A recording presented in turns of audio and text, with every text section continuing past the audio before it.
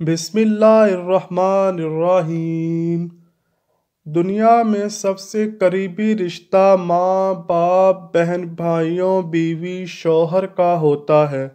یہ وہ رشتے ہیں جو انسان کی خوشی غمی میں شامل ہو کر اپنے بھائی بہن بیٹے بیٹی کا ساتھ دینے میں ہر ممکن کوشش کرتے ہیں۔ یہ وہ رشتے ہیں جن کے بغیر انسان کا اس دنیا میں زندگی گزارنا بہت ہی مشکل ہے۔ کبھی کبھار ہمارے ذہن میں یہ سوال آتا ہے کہ کیا جنت میں ہمیں ہمارے رشتہ دار اور ماں باپ مل سکیں گے؟ ہم اگر دنیا میں نیک اعمال کر کے جنت حاصل کر لیں تو کیا جنت میں ہماری یہ خواہش بھی پوری ہوگی کہ ہم اپنی ماں یا بیوی یا کسی بھی اپنے چاہنے والے کے ساتھ رہ سکیں؟ حدیث میں ہے کہ جب کسی انسان کی روح قبض کی جاتی ہے تو اس کی روح کو علیین یا سجین میں بھیجا جاتا ہے۔ علیین نیک روحوں کا مقام ہے۔ وہاں تمام روحیں اس روح سے ملاقات کرتی ہیں۔ جس بندے کی روح کو بھی علیین بھیجا جاتا ہے تو اس کی روح سے ملنے کے لیے تمام رشتہ داروں کی روحیں اس روح کے پاس آتی ہیں، جیسے وہ کئی صدیوں سے کوئی بچھڑا انسان ہو۔ اللہ پاک فرماتا ہے، اے میرے بندو، آج تم پر نہ کوئی خوف طاری ہوگا نہ تم غمگین ہوگے۔ میرے وہ بندے جو ہماری آیتوں پر ایمان لائے تھے، تم بھی اور تمہاری بیویاں بھی خوشی سے چمکتے چہروں کے ساتھ جنت میں داخل ہو جاؤ۔ ان کے آگے سونے کے پیالے اور گلاس گردش میں لائے جائیں گے اور جنت میں ہر وہ چیز ہوگی جس کی ان کے دلوں میں خواہش پیدا ہوگی اور جس سے آنکھوں کو لذت حاصل ہوگی۔ ان سے کہا جائے گا کہ اس جنت میں تم ہمیشہ رہو گے۔ ان آیات سے ظاہر ہوتا ہے کہ جو مرد حضرات جنتی ہوں گے ان کی بیویاں بھی ان کے ساتھ ہی جنت میں داخل کی جائیں گی۔ ان کے لیے شرط یہ ہے کہ ان کی بیویاں بھی نیکوکار اور پرہیزگار ہوں۔ حضرت ابو ہریرہ رضی اللہ تعالیٰ عنہ سے روایت ہے کہ رسول کریم صلی اللہ علیہ وآلہ وسلم نے ارشاد فرمایا، جس وقت کوئی مومن بندہ مرنے کے قریب ہوتا ہے تو رحمت کے فرشتے سفید ریشمی کپڑا لے کر آتے ہیں اور روح سے کہتے ہیں کہ نکل جاؤ، تو اللہ سے رضا مند ہے اور اللہ تجھ سے رضا مند ہے۔ اللہ پاک کی رحمت کی جانب اور اس کے رزق کی جانب اور اپنے پروردگار کی جانب جو کہ غضبناک نہیں ہے، پھر وہ روح اس طرح معطر حالت میں نکل جاتی ہے جس طریقے سے عمدہ خوشبودار مشک، اور فرشتے ہاتھ در ہاتھ اسے اٹھاتے ہوئے آسمان کے دروازے پر لے جاتے ہیں۔ تو آسمان والے فرشتے کہتے ہیں، کیا عمدہ خوشبو ہے جو کہ زمین سے آئی ہے۔ پھر اس کو اہل ایمان کی ارواح کے پاس لاتے ہیں تو وہ ارواح خوش ہو جاتی ہیں، اس سے زیادہ جو کہ تم کو کسی بچھڑے ہوئے شخص کی آمد سے ہوتی ہے۔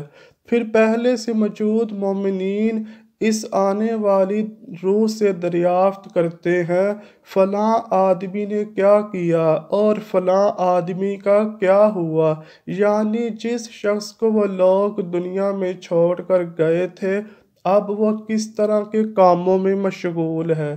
پھر خود ہی ان میں سے چند ارواح کہتی ہیں، ابھی ٹھہر جاؤ، اس کو چھوڑ دو، یہ دنیا کے غم میں مبتلا ہے۔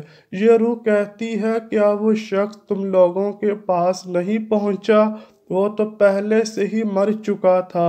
تو اس پر روحیں کہتی ہیں، اس کا مطلب ہے وہ شخص تو جہنم میں گیا ہوگا۔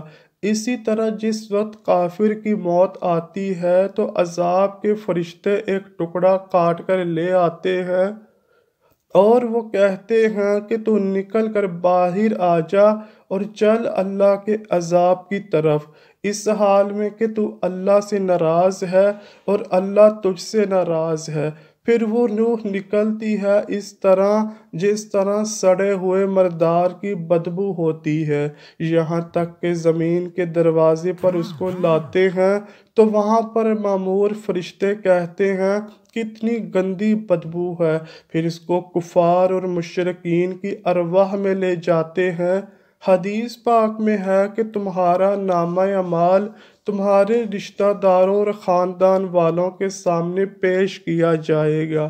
بے شمار روایات میں ہے کہ جنت میں سب رشتہ دار ایک دوسرے کو پہچانتے ہوں گے، وہ ایک دوسرے کے ساتھ مل جل کر رہیں گے، اللہ پاک ان کو اکٹھا رکھے گا۔ قرآن پاک کی سورہ طور کی آیت نمبر 21 میں ارشاد باری تعالیٰ ہے، اور جو لوگ ایمان لائے ان کی اولاد نے بھی ایمان میں ان کی پیروی کی تو ان کی اولاد کو بھی ہم انہی کے ساتھ شامل کر دیں گے اور ان کے اعمال میں سے کسی بھی چیز کی کمی نہیں کریں گے۔ حضرت ابن عباس رضی اللہ تعالیٰ عنہ فرماتے ہیں کہ بے شک خدا مومن کو سکون دینے کے لیے ان کی اولاد کو اس کے اصل مقام سے کئی گنا بہتر مقام تک پہنچا دے گا۔ اصل میں اس کی اولاد اس درجے تک نہ پہنچ سکتی ہوگی۔ آپ صلی اللہ علیہ وآلہ وسلم نے ایک آیت کی تلاوت فرمائی جس کا ترجمہ کچھ یوں ہے، جو لوگ ایمان لائے ہیں اور ان کی اولاد نے بھی ایمان میں ان کی پیروی کی، اس سے پتہ چلتا ہے کہ جنت مومنوں کی مرضی کے مطابق ان کی اولاد کو بھی ان کے ساتھ ہی رکھا جائے گا۔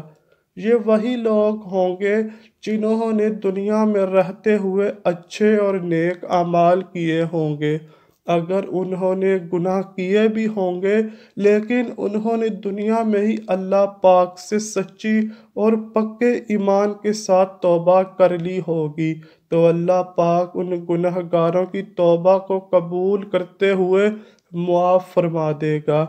اللہ پاک ایسے بندوں کی مرضی بھی طلب فرمائے گا، پھر ان سے ان کی مرضی دریافت کی جائے گی تو وہ کہیں گے ہمارے تمام گناہوں کو معاف فرما دیا جائے، تو اللہ ان کے تمام گناہوں کو معاف فرماتے ہوئے ان کو دنیا کے سب سے کیے ہوئے گناہوں کو بھلا دے گا، اور جنت میں ایک مومن کے لیے خوشی اور لذت ہی ہوگی۔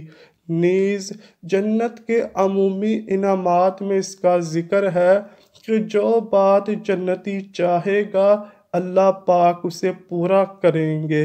اسی طرح آپ صلی اللہ علیہ وآلہ وسلم نے فرمایا کہ انسان دنیا میں جس سے محبت رکھے گا آخرت میں اسی کے ساتھ ہوگا، لہٰذا ایمان کی حالت میں مرنے والے رشتہ داروں اور اقربا سے میل ملاقات کے لیے بھی جنت میں کوئی رکاوٹ نہ ہوگی۔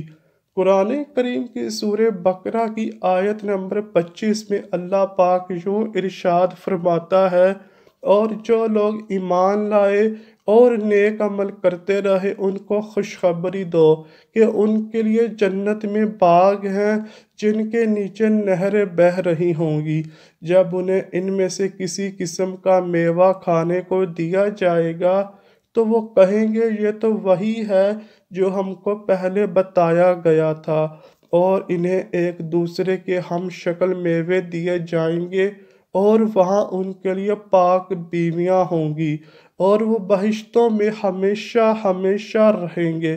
نبی کریم صلی اللہ علیہ وآلہ وسلم کا فرمان ہے کہ مومن کو جب جنت میں داخل کیا جائے گا تو اگر وہ کسی بھی رشتہ دار کو ملنے کی خواہش رکھے گا تو اس جنتی کا بستر اس جنتی کو اس کے جنت میں دوسرے رشتہ داروں کے پاس لے کر چلا جائے گا۔ وہ دونوں جنتی رشتہ دار ایک دوسرے سے باتوں میں اس قدر مشغول ہو جائیں گے کہ وہ ایک دوسرے کو یہ باتیں کہیں گے کہ ہم نے اللہ پاک سے سچے دل کے ساتھ توبہ کی تھی اور اللہ نے ہماری فلاں دن اور فلاں مقام پر بخشش فرمائی تھی۔ اللہ پاک سے دعا ہے کہ وہ ہمیں نیک اعمال کرنے اور برائیوں سے دور رہنے کی توفیق عطا فرمائے، اور ہمیں ہمارے والدین بہن بھائیوں کو جنت الفردوس میں اعلیٰ مقام عطا فرمائے۔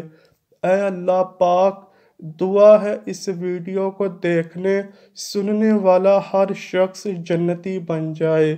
کمنٹ سیکشن میں آمین لکھنا مت بھولیے گا۔ جزاک اللہ۔